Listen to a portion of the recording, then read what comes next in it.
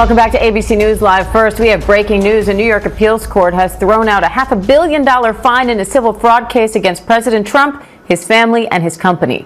The court upheld a lower judge's ruling that found Trump liable of fraud by inflating his wealth to secure better business deals, but called the monetary penalty of more than $515 million excessive. Chief Investigative Correspondent Aaron Katersky is here with more. So, Aaron, what went into this decision? This is a 323-page opinion from the Appellate Division's First Department, and the judges are not.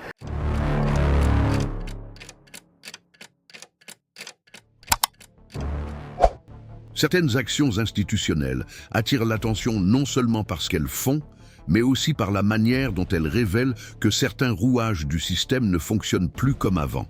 Le 27 mars 2026, dans le comté de Westchester, New York, un registre judiciaire a officialisé l'exécution d'une sentence civile contre le président Donald J. Trump. Le document déposé par le procureur général de l'État autorise des actions directes sur des biens immobiliers liés au président, parmi lesquels des propriétés emblématiques telles que le Trump National Golf Club et la résidence connue sous le nom de Seven Springs.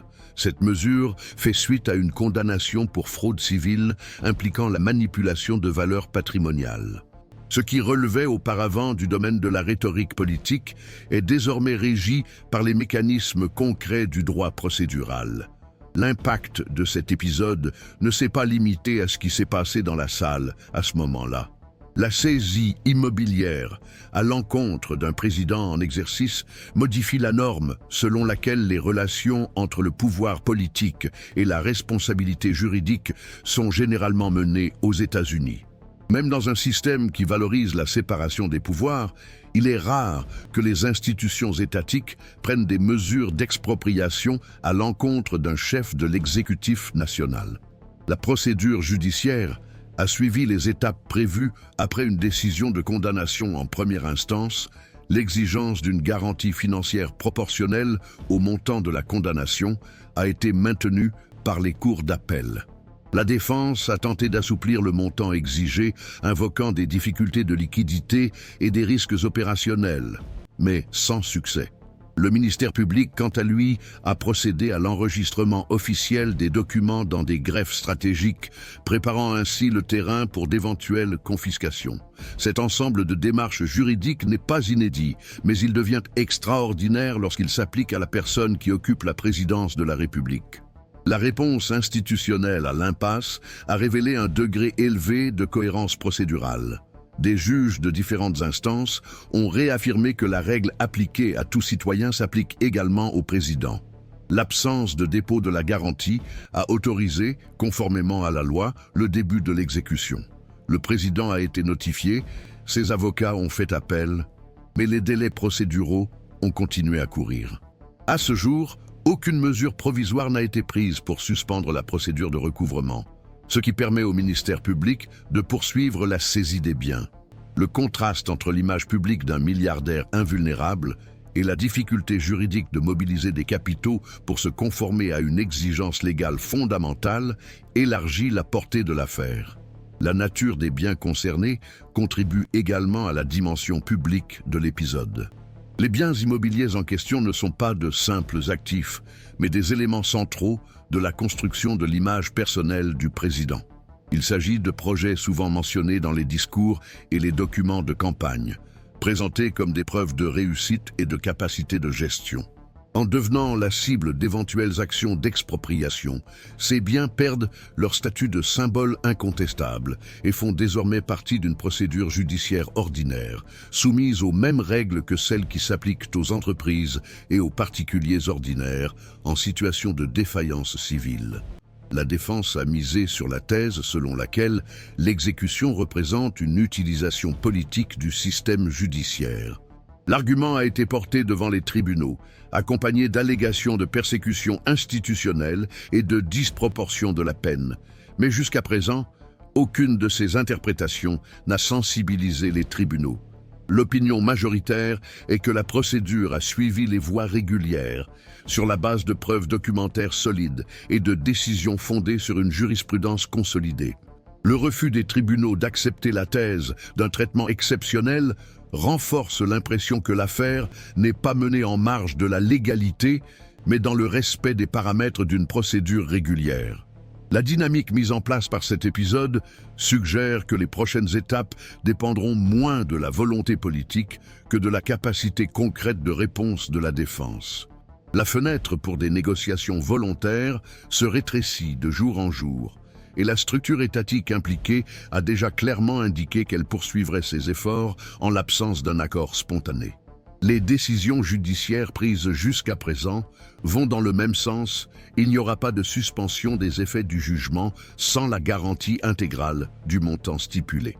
Et c'est à partir de ce point que l'affaire commence à prendre une ampleur plus large, touchant au fondement même du fonctionnement institutionnel des États-Unis.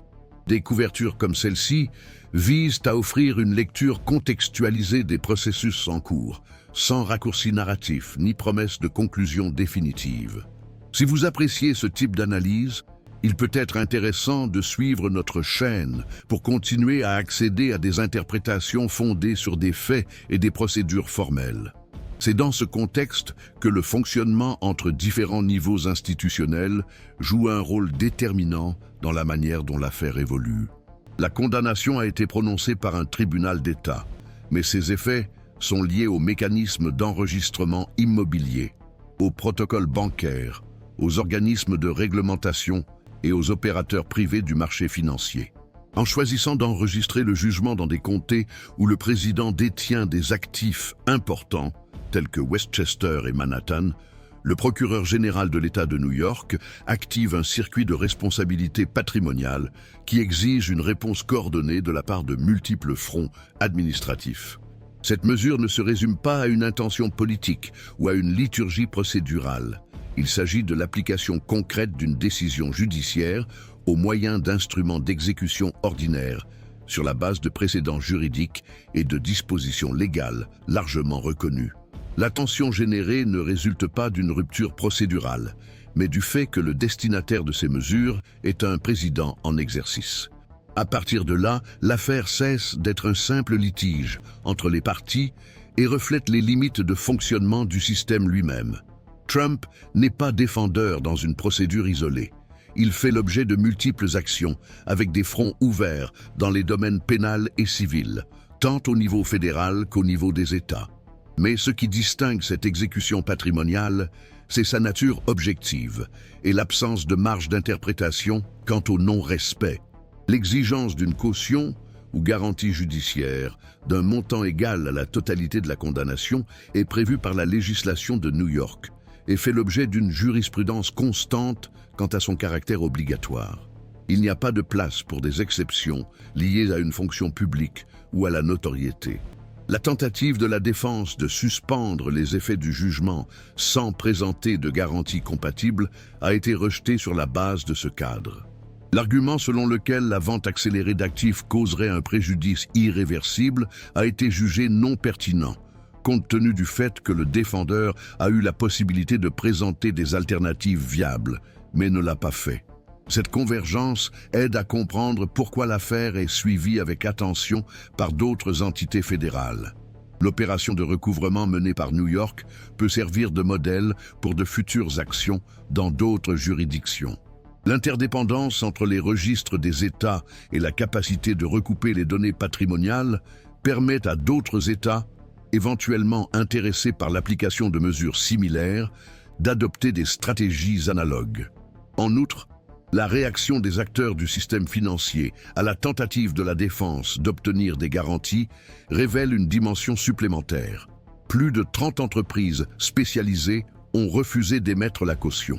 Ce refus, en soi, ne constitue pas un jugement politique, mais plutôt une indication technique du risque perçu dans l'exécution de l'obligation. Ces sociétés fondent leurs décisions sur l'évaluation des actifs, la liquidité et l'historique de solvabilité.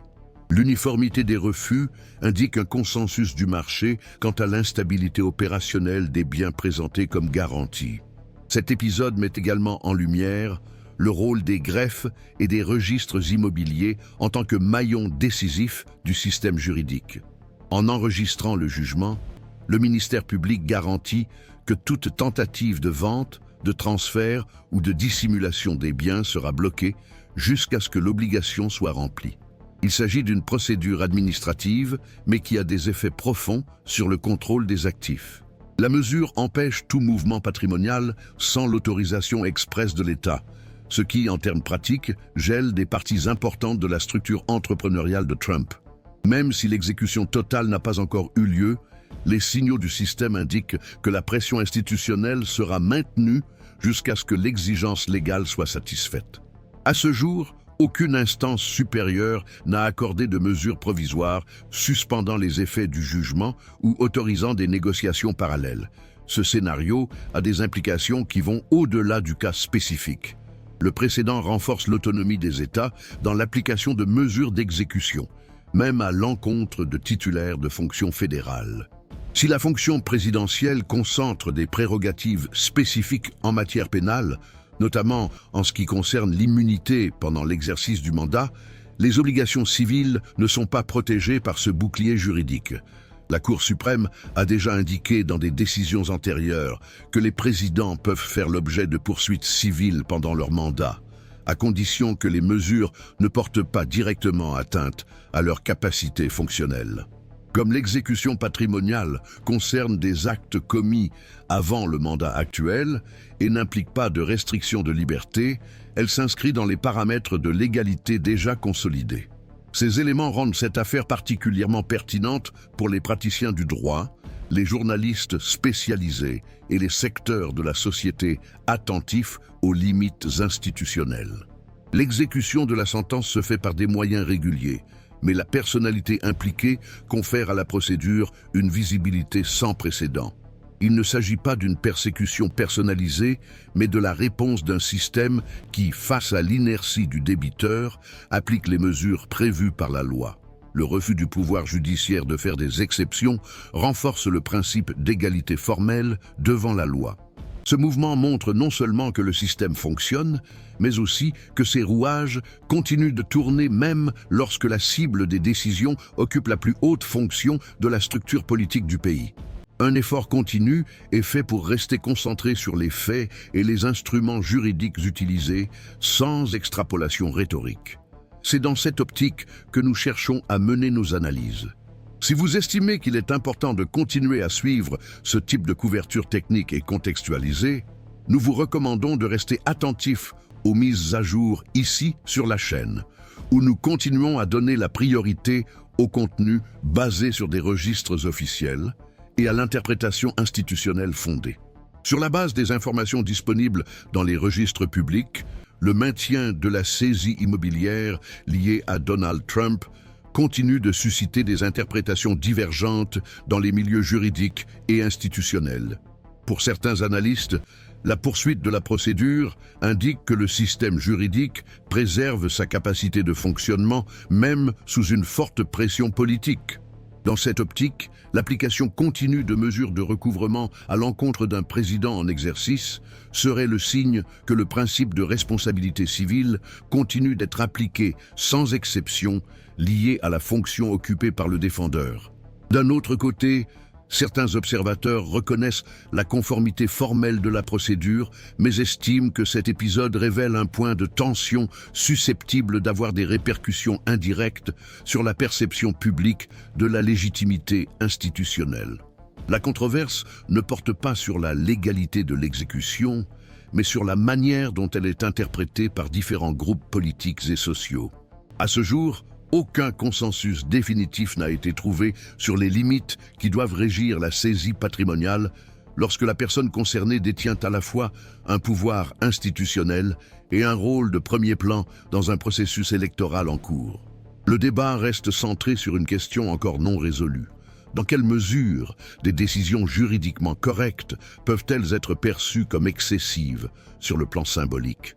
Les juristes qui adoptent une approche plus prudente soulignent que, même lorsque les procédures légales sont pleinement respectées, l'application rigoureuse des normes dans des contextes de forte polarisation exige une attention supplémentaire.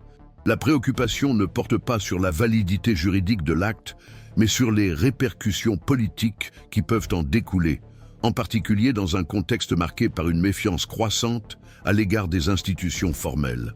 Dans ce contexte, l'affaire impliquant Trump est désormais comprise comme un espace de controverse interprétative.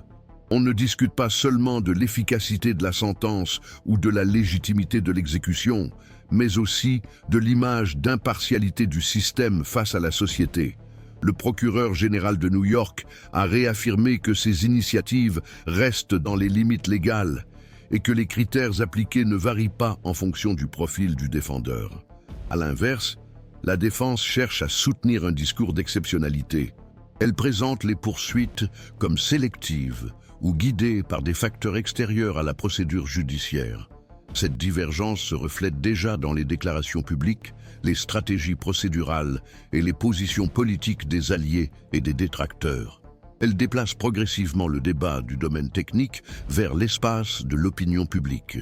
Les spécialistes en droit constitutionnel observent que bien que l'exécution patrimoniale n'interfère pas directement dans les attributions formelles de la présidence, elle peut avoir des effets indirects sur la gouvernabilité.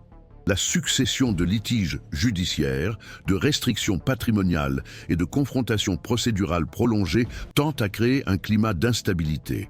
Cela affecte la perception de l'autorité. Cela n'implique pas nécessairement une perte immédiate de pouvoir formel, mais peut compromettre l'image de contrôle et d'autonomie traditionnellement associée à la fonction suprême de l'exécutif. Il existe également une dimension économique qui prend toute son importance dans ce contexte. Les difficultés rapportées pour présenter des garanties du montant exigé remettent en question les récits antérieurs de solidité financière associés à la figure de Trump. Le contraste entre le discours public et les documents présentés dans le dossier renforce les interprétations selon lesquelles une partie de sa projection politique repose sur des constructions symboliques de réussite. Ces constructions ne trouvent pas de correspondance totale dans les registres officiels. Cette divergence amplifie l'intérêt autour de l'affaire, qui cesse d'être une simple controverse patrimoniale pour prendre des contours plus larges. Ces contours sont liés à la cohérence entre l'identité publique et la structure financière effective. Il est toutefois essentiel de souligner que le système juridique continue de fonctionner dans le cadre de ses paramètres institutionnels. Les droits de recours, de négociation et de présentation de garanties alternatives de la part de Trump restent garantis. Jusqu'à présent, cependant, aucune de ces initiatives n'a été suffisante pour interrompre la progression de l'exécution. Le scénario reste ouvert, sans indication concluante sur les prochaines étapes. Les décisions futures, tant sur le plan juridique que politique, peuvent modifier le rythme ou l'intensité du processus. Pour l'instant, on constate que les mécanismes institutionnels n'ont pas reculé en raison de la fonction occupée par le défendeur. C'est sur ce point que se concentre la principale interprétation divergente de l'épisode. Pour certains analystes, cette affaire est un signe de maturité institutionnelle. Elle démontre la capacité du système à appliquer ses règles même à des personnalités très en vue. Pour d'autres, elle suggère un rapprochement excessif entre la politique et des sphères qui devraient fonctionner avec une neutralité maximale.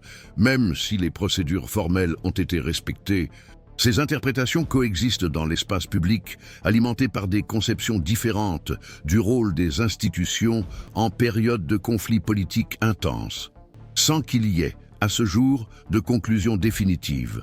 C'est pourquoi suivre l'évolution de cet épisode exige plus qu'une simple attention aux faits immédiats. Il faut comprendre les processus en cours, interpréter avec soin les nuances juridiques et observer les mouvements institutionnels qui se développent en dehors du centre d'attention principal. Nous continuons à suivre cette situation en pleine mutation en proposant des analyses fondées sur des documents officiels.